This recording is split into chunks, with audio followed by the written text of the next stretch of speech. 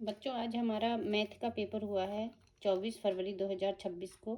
इसके शॉर्ट में हल बता रही हूँ। खंड ए में पहला जो क्वेश्चन है 16 और 20 का HCF निकालना था, जिसका HCF होगा 4। ठीक है, तो इसका आंसर होगा ब।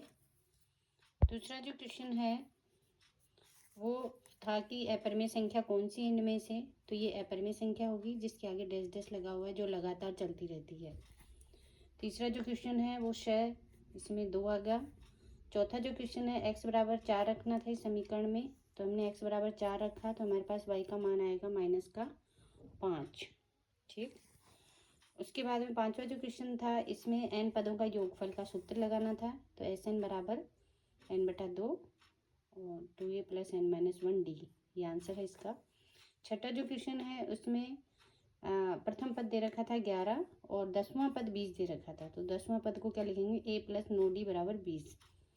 a की जगह 11 रख दिया, तो d का मान निकल जाएगा, d बराबर होगा 1।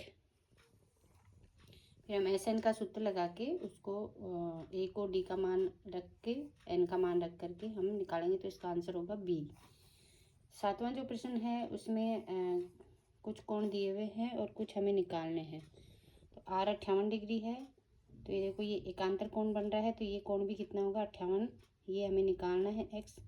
ये एक ही रेखा पे बनने वाले दो कोण हैं, तो 180 में से 118 घटेगा, तो ये कोण आ जाएगा। ठीक है, 180 में से 118 घटा, तो ये कोण कितना आ गया, 62। तो ये एक छोटा त्रिभुज बन गया। इस त्रिभुज के तीनों कोणों का योग कितना होता है, 180। तो x का मान है 60, इसलिए इसका उत्तर है स। आठवें में उत्तर होगा 2। नौवां जो प्रश्न है इसमें ये 125 है, ये दोनों तरफ स्पर्श रेखा पे त्रिज्या लंब होती है, तो 90 डिग्री के कोण हैं 2, ये x निकालना है हमें। तो चतुर्भुज के चारों कोणों का योग कितना होता है अपना, 360। इस चतुर्भुज के चारों कोणों के हिसाब से हम इसे निकालेंगे, तो x का मान आ जाएगा 55 डिग्री, तो इसका उत्तर होगा ए। मध्य बिंदु के निर्देशांक निकालने थे, तो मध्य बिंदु के निर्देशांक का सूत्र होता है x बराबर x1 + x2/2। ये निकाल देंगे तो x आ गया 1 और y बराबर होता है y1 + y2/2, तो यह -2, तो इसका उत्तर होगा बी।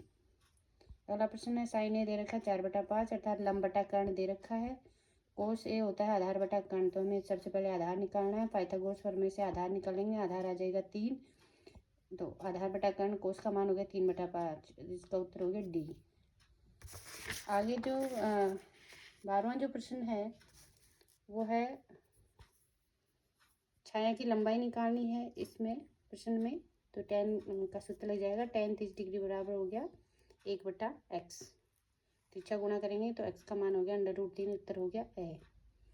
13वां प्रश्न है त्रिज्यखंड का क्षेत्रफल दिया हुआ है 54 मीटर स्क्वायर, दीर्घ त्रिज्यखंड का निकालना है, तो इसमें क्या करेंगे, पूरे वृत्त के क्षेत्रफल में से जो लघु त्रिज्यखंड है उसको घटा देंगे, तो दीर्घ त्रिज्यखंड का क्षेत्रफल हमारे पास आ जाएगा, तो 154 सेंटीमीटर, इसका उत्तर है सी।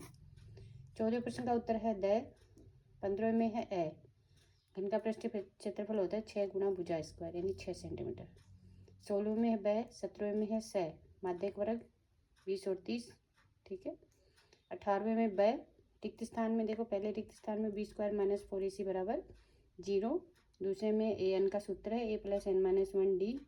तीसरे में समानुपात, चौथे में लंब होती है, और इसे हम हल करेंगे तो इसका उत्तर होगा 1, और छठे में आ गया 0।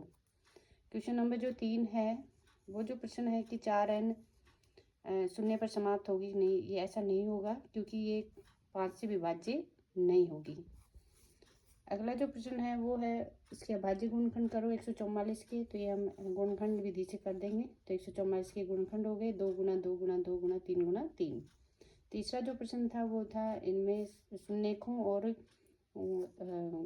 शून्यकों में संबंध। ठीक है, शून्यकों के योगफल और गुणनफल में संबंध है, तो अल्फा + बीटा होगा -b/a और अल्फा बीटा होगा c/a। गुणांकों में और शून्यकों में संबंध दिए है। इस प्रकार हमने कुछ प्रश्न हल करे हैं, आगे बड़े प्रश्न भी हल करके जल्दी आपके पास पहुंचा दिए जाएंगे।